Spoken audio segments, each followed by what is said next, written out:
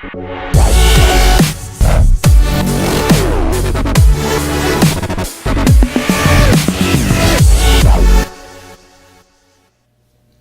up, guys? Jumping on here, talk a little bit more about how to evaluate deals. I got a lot of feedback from people that, once they get all these systems, talking with sellers, working with contractors, everything, they don't know how to walk through a house and see if it's a deal or not. So I'm going to do a couple videos here of kind of how to get you started evaluating the deal and seeing if it's actually a deal. So we already had a video of talking with sellers, how to take the lead in.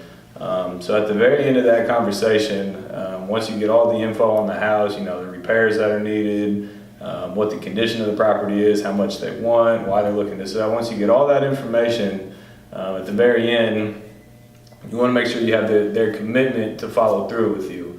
So at the end of the deal, I'll be like, hey, great conversation. Are there any other decision makers in this process? So I'll look on title, and if there's more than the person I'm talking to on title, like a husband, a wife, or a brother and a sister or something, I'll be like, hey Joe, I see that Susan's on title here.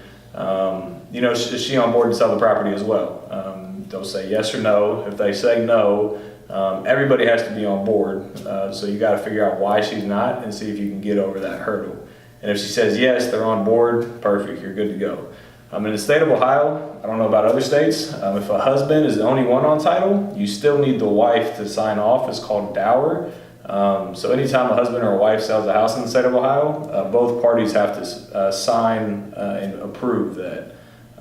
So if it's just the husband on title, he'll be like, I'm the only one on title, we're good. I was like, great, this might be an awkward question, but it's something I need to know just for dower rights in the state of Ohio. Like, are you married? If he says yes, then I'll educate him on dower and ask if his wife is on board to sell. He may say, nah, she's not, I don't want her to know, and the deal's dead, because they have to have both parties sign at closing. And if he says, yeah, I didn't know she had to sign, but yes, she's on board to sell as well. Perfect. So you move forward. So you get everybody on board, ready to sell. And then when you do the follow-up call and say, hey, I think this is a deal, I'd like to meet you at the house Tuesday at 3 o'clock. He'll say, great, I'll meet you there. Perfect. Joe, can Susan accompany you as well? Because you want everybody there, every decision maker there, so you can get an answer on the spot. So if he says no, she's not going to be there, do everything in your power to get her there, or change your time and date to a time where everybody can meet at the house at one time so you can get that decision immediately. So that's on the follow-up call. Once you say, hey, this is a deal, let's meet in person. So you find out who the decision makers are. Then you ask them straight up, like, if we can come to an agreement on Tuesday at 3 o'clock, are you ready to make a decision? If they say no, they're not ready to make a decision, ask why, try and work around that to get them ready to make a decision. Well, I think I got to talk with my wife. Perfect, bring your wife to the meeting. Or, I think I want to talk with my mentor. Awesome, can we do a conference call? Can we all get on the phone? You want to be the person that talks to everybody that's a decision maker. So ask him, are you ready to make a decision? So if he says no, work around, try and get as many people in there at one time. And if he says yes, yes, I'm ready to make a commitment, I say perfect. No matter if he says yes or no, at the end of that conversation, the reason I say it, I'd be like, Joe, appreciate you being upfront and forthcoming, ready to make a decision if we can come to a mutually agreed upon price. The only reason I ask for that is, unfortunately, I'm not a multi-millionaire, and I can't buy every house in the city of Columbus. So when I make an offer to you, I'm a man of my word. I want to be able to follow through with my commitment to you. So I don't want to make you an offer and then you wait for a day and then I don't have the money to follow through with my commitment anymore. Is that fair to you? Oh yeah, that's fair. So, the only thing I ask is once I make you an offer, once we meet on site, is you can give me a decision kind of right there if it's something you're comfortable with or not. He said, yeah, that's completely understandable. So you preset the meeting in case they try and squirm out of an offer. You'd be like, hey Joe, when we were on the phone, you told me you were ready to make a decision today. So you preset that question that he can have way before it ever happens. So when it does happen, boom, you got the follow up to it. And now he's like, damn, now I'm a liar. So you always want to hit those follow up, get those questions out before you meet with them. So you already know who the decision makers are and they're ready to make a decision. If they're not ready to make a decision, if it's not that great of a deal, I won't even go meet with them. If it's a home run, I'm going to go and still try and convince them. But I need those answers on the first initial phone call. So then once you get that, you got to put together, you got to get on Google Street View, put together a rough repair estimator before you go meet with them. So, you'll look at the outside of the house on Google Street View or the auditor site or Zillow, wherever you're at. You put together a budget on the roof, the windows, the siding, from seeing that. And then from the information they give you on the inside, on the phone you're asking, has the kitchen been updated? Have the bathrooms been updated? Does the plumbing and electric need some work? So you'll get all those answers and you'll put together a total rough rehab budget without seeing the house yet. So once you put that budget together, then you need to pull comps. You got to know what the home's worth. So from the auditor side, it's a 1,500 square foot, 3-bed, 1-bath house. So you pull comps, see what 1,500 square foot, 3-bed, 1-bath houses are selling for. If there's between a 1-bed and a 2-bed comps, there's a $30,000 price difference.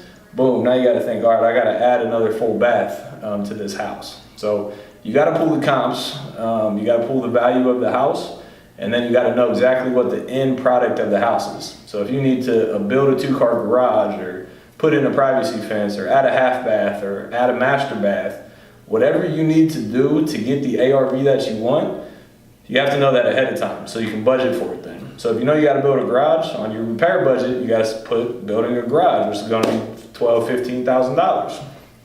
So you want to know the end goal right now before you go to the meeting. It's a lot easier to make slight adjustments at the meeting than trying to do the entire process at the meeting. So you got a repair budget, you got an ARV, you know exactly what you're going to sell the house for once it's all fixed up.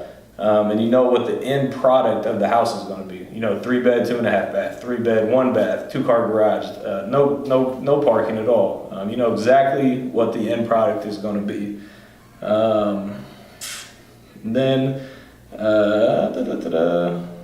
like I said, put together the rough budget, put it all together.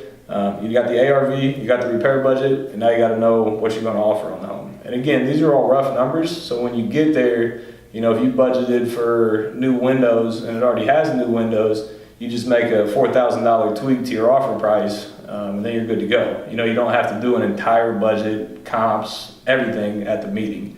So you got your rough repair budget, you got your ARV that you know what it's going to sell for, and then you put together a MAO, a maximum allowable offer. So going into the meeting, I can offer you, I can walk out of here comfortably with a $50,000 purchase price. So I'm going to offer them $43,000 right away, and then have a little bit of room for negotiation. So you got to know, you put together rough repair, the ARV, and then a rough offer before you ever leave the office. And then for me, I take out my repair budget sheet, print it off, take it with me. That's already filled out, so I have real numbers on there that I can adjust when I get to the house. Then I print out an auditor sheet, which gives me the beds, the baths, the square footage, an overview map of the area, a sketch of the house, real measurements, and that's what I take to the meeting. So that's what I do on my desktop when I get a phone call, before I ever leave the office, before I ever go to see a house. And if I'm in that process of the review, I put together a rough repair budget, I put together an ARV, and we're like $50,000 off on the price. I'll call them back and say, hey, we're a little bit too far off right now. If you got any flexibility, I'm more than happy to work with you. So that's the time where you determine if it's close enough to being a deal or not. If you're way off numbers, call them back and say, hey, we're probably not the best fit. I think you should go in this direction, or list with the realtor. And if their number's like extremely reasonable, you set the meeting. If their number, if they want 50 grand and you're roughly $30,000 to $40,000 on the purchase price, set the meeting, go to it, because that's not that big of a hurdle to get over. But if you're 200 grand apart, then that's a different ballgame. So the desktop analysis lets you know if it's something close to being a deal, and you make the phone call, set the appointment, go out there and lock down the deal. So that's what I do before I leave the house to go meet the sellers. So that's the desktop analysis. How do you see the people on the title? Great question. So Franklin County Auditor, so whatever county you're in, Franklin County, Maricopa County, Delaware County, Fairfield County, if you type in Franklin County Auditor, it'll pull up their website, and you can look up the address on the website. So then you pull up the address to the property, and then it'll say owner on title, Joe and Susan. So that's where you can see it. But like I said, not everybody who needs to sign is always on title. You know, if they're married and Joe's on title, but Susan's not, Susan still needs to sign. But anybody 100% that's on title has to sign, and then anybody's spouses have to sign. So if there's 4 kids on title and they're all married, you're going to need a total of 8 signatures to sell this house. Not just to sell to closing, but to have a legally binding contract. So you need all parties to sell to sign the contract and the closing documents. So you got to make sure everybody's on board. Gotcha. Thanks for coming to Flipping the Right Way. This download, the ebook, The 8 Reasons Real Estate Investors Fail, is basically my story of how I got started, some of the things and hiccups that I ran into. And if you read it and actually put it into implementation, it'll help you streamline your business and get your real estate business up and running quicker. So if you hit the download button right below this, give us your name, email, and phone number. We'll shoot you an email with the PDF attached to it. If you don't get it in about 10 minutes, just check your spam folder. It might end up in there. But otherwise, I wish you the best of luck investing, and we'll be in touch soon.